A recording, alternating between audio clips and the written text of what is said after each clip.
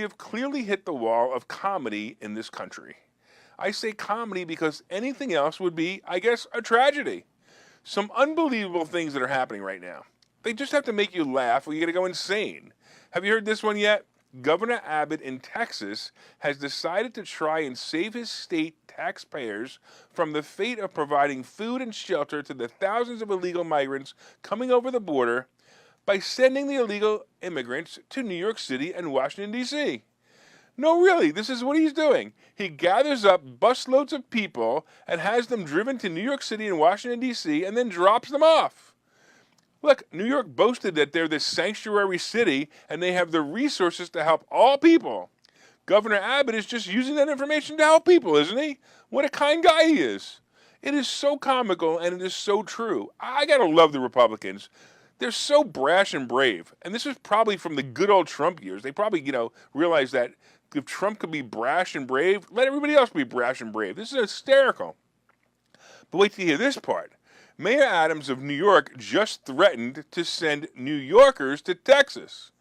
Adams is threatening to send busloads of New Yorkers to Texas to campaign door-to-door against Abbott in the upcoming gubernatorial election.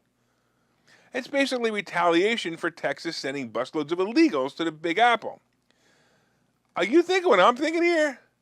Well, wait and see if your thoughts are the same as Governor Abbott's thoughts, because this was his statement in return. Governor Abbott says, because of high taxes, out-of-control crime, and poor leadership by the mayor, people are voluntarily leaving New York City without even the mayor asking. Now, that's hysterical. I couldn't make that up. That's hysterical that he's actually saying they're already leaving New York City. The clash between the governor of Texas and the mayor of New York came hours before 3 more buses arrived in New York City on Wednesday morning. Now, check this out. In D.C., the mayor, Muriel Bowser, recently called the situation a humanitarian crisis and requested the deployment of the National Guard. That request was, of course, denied. But think about the hypocrisy. These liberal-leaning nutcase mayors are now beginning to experience a small taste of what Texans and Arizonans are feeling every day as their borders are being crashed because brain-dead Biden and his minion do nothing about tens of thousands of illegal immigrants crossing the border. The D.C. mayor had the nerve to ask the National Guard for help. Asked them to go to Texas and to the rest of the border to stop the influx of this mess. The mess that not only brings in tens of thousands of people that we as Americans have to feed and educate, but what about all the drugs coming across the border?